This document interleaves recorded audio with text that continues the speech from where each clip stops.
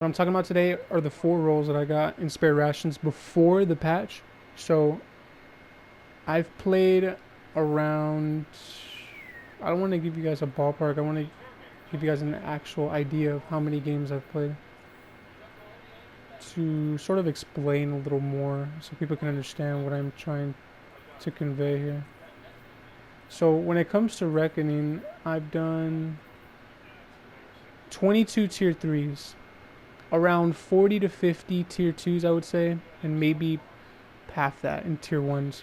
So we're looking at around 100, a little bit above 100 tier 1, 2, and 3 runs.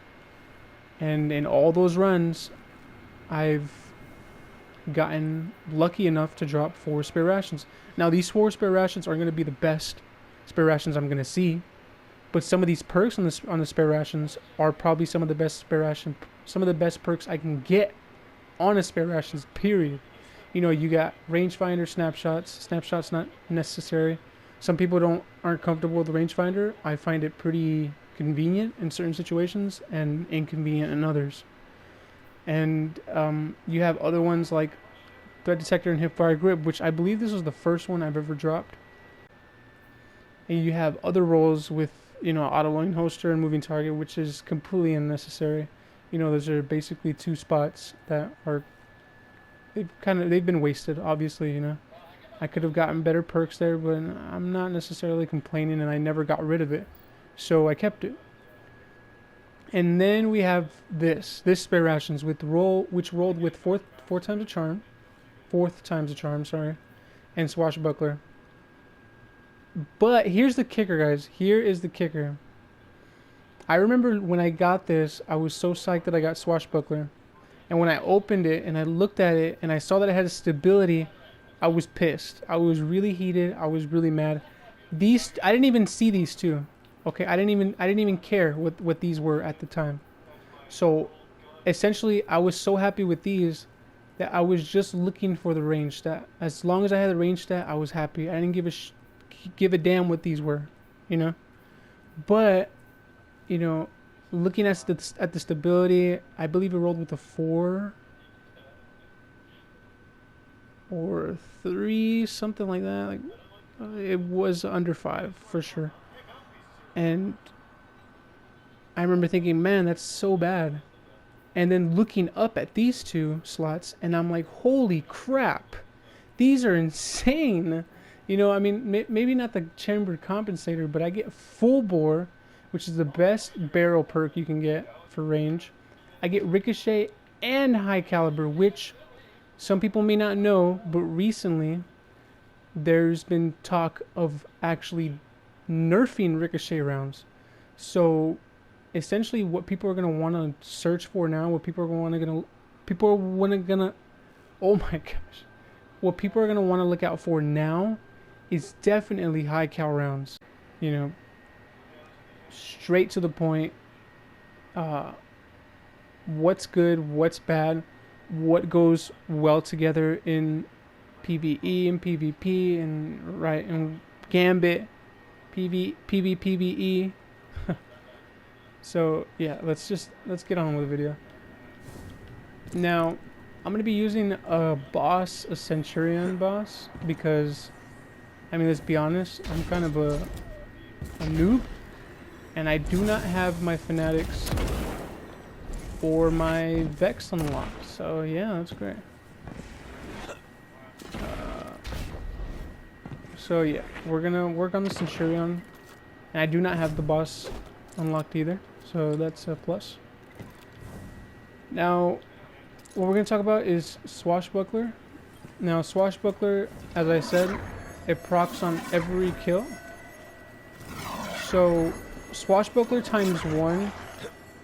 I don't really want to go through all of the values. It'll just make this video so long.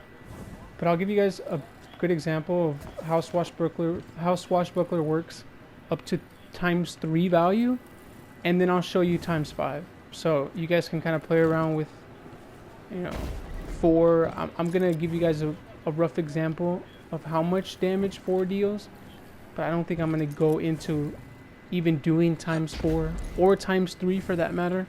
I'll try, but I just don't want to make this video longer than it has to be. Now what we're going to do is we're going to proc Swashbuckler.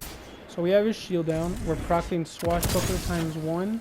And we're doing one headshot which does 12, 7, 11. Right? 12,711 damage. That's a spare rations with times 1 Swashbuckler.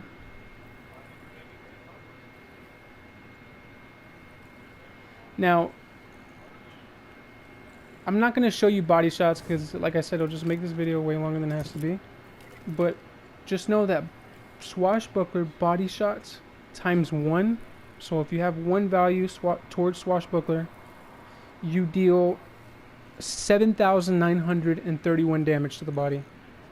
So I'm gonna give you guys an idea of how much times 2 is. So I'm gonna tell you guys outright, just so you guys can,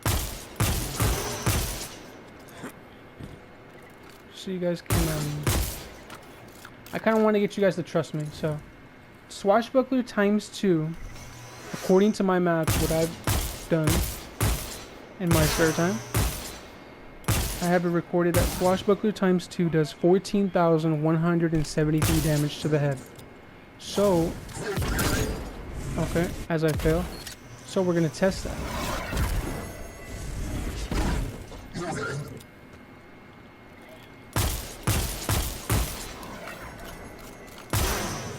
Okay, so according to my math, Swashbuckler times 2 does 14,173 damage to the head. Now, let's see if that is true.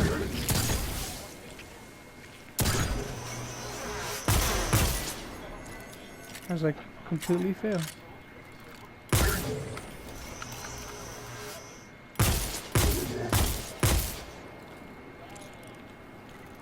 And as I said, according to my math, Swashbuckler does 14,173. So, times 3, Swashbuckler does 15,635 to the head. So, let's see if that's true. Let's see if it actually does that much damage to the head.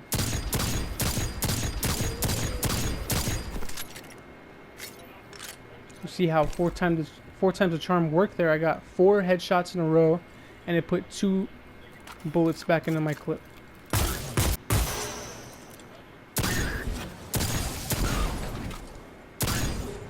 $15,635 to the head. So I hope you guys can trust me when I say how much damage is being dealt as far as headshots and body shots go.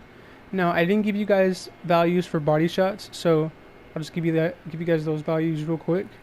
Body shot damage on Swashbuckler times 2 does 8,843 damage, and Swashbuckler times 3 body shots do 9,755 damage.